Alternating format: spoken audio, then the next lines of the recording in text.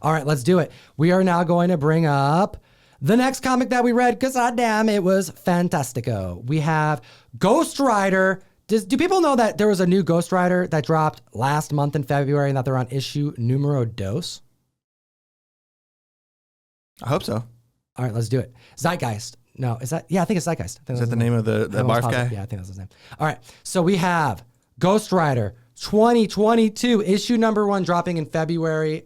We are on issue number 2. Looking forward to issue number 3. Writer Benjamin Percy, penciler Joe Bennett, and Corey Smith. This right here is a great jumping on point for anybody who wants to get into Ghost Rider. And I don't always say that with every new number 1, but as someone who has read probably a similar amount of Moon Knight to Ghost Rider, spoiler, not very much, I really enjoyed this comic book. Yeah, I think another way I could connect all 3 of the books we're talking about today is that they're books that I, at first glance, almost didn't try. True. I definitely had to like second guess myself and convince myself to pick up what's the furthest place from here. And Ghost Rider is a character I have never cared about. Never seen the movies. I've read a few of the original issues from way back in the day, so I kind of have a little bit of understanding, but with a new number 1, I felt like it was time to actually give Ghost Rider a try, and I am so glad I did. This right here, we got Johnny Blaze back in action, but with a bit of a twist, because I compared this to 2 different shows, and you kind of were like, oh yeah, dude, I can't even believe I didn't think of that. I didn't think of one of them. Because the first thing you said was Moon Knight. This is similar Moon Knight show vibes in that we are second guessing in issue 1 whether or not what we're seeing is what's actually being experienced by our motorcycle riding, spirit possessed individual, Johnny Blaze. He is tormented. It's actually like the Moon Knight comic in a way too, because he's like, a lot of this issue is him in therapy, which is a big chunk of the current Moon Knight book as well. So he has everything. His life is great. Suspiciously great. So he was in an accident riding his motorcycle. So he's dealing with some problems, headaches, talking to somebody about his problems, his therapist, right? He's trying to grow from this, but he's got a family. This incident, this crash left him scarred, literally and figuratively, and he's trying to grow out of it. Yeah. Right?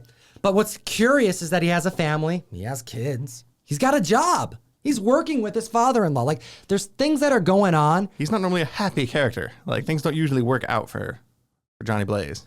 So the reason why we bring this up is that it's got these Moon Knight vibes in that what of this is he actually experiencing? Because this accident is starting to move him in the right direction in parts of his life, but in the other areas, he is seeing things wrong.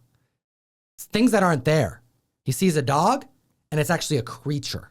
Or is it, though? Because they specifically cut to this medication that his therapist is having him take. So it makes you question whether or not, like, is he losing his mind? Is he taking the pills so he stops seeing weird, creepy hallucinations? Or are they drugging him with this medicine so he is seeing fake, happy things, and he's really stuck in a horrific kind of hellscape like this? Like, there's terrifying creatures in this book. It's like John Carpenter vibes. This looks like, yeah, exactly. This looks just like The Thing. It's like The Thing.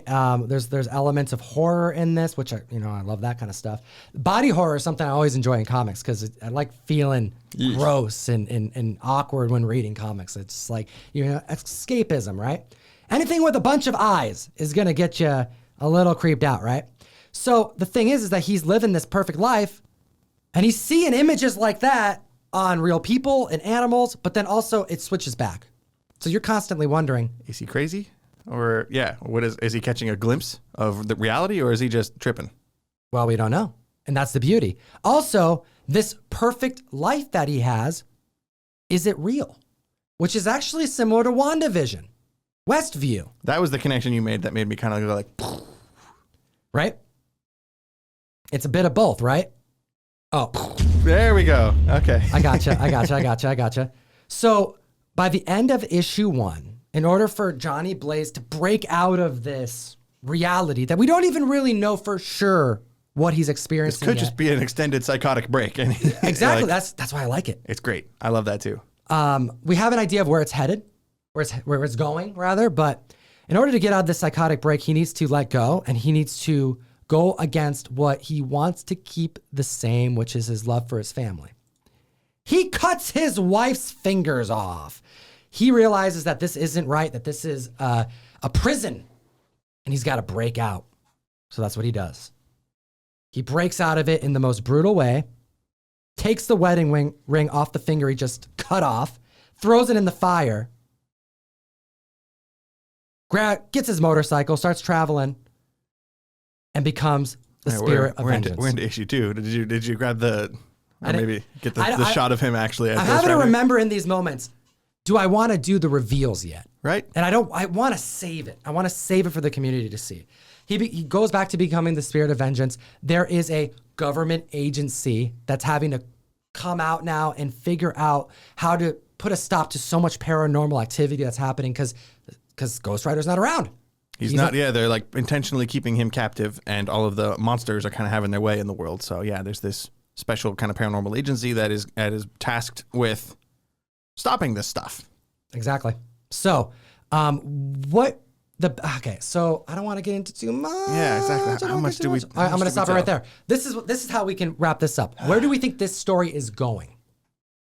The vibe I got, there's only been 2 issues so far, and it feels like we're getting like a Monster of the Week kind of thing. Monster of the Week, Demon of the Week via a road trip.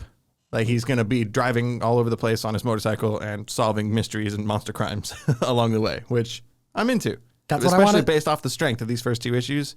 If it was handled in a less good way, then I probably wouldn't care as much. But I really loved the way that they were able to establish this world and this character, and the psychological angle they're taking with it is really cool. Are you reading Ghost Rider? If not, I encourage you to pick up the first 2 issues. You won't be disappointed. The second issue takes place in a hotel outside of this town that we were talking about. We're not going to tell you anything about it outside of something nefarious is going on behind the mirrors. Book has hit $20. Let off the gas, comic fan, unless you're really gunning for some Jack for the goodness. $75 cover price on this. Don't overbid. But if somebody wants it, we got it.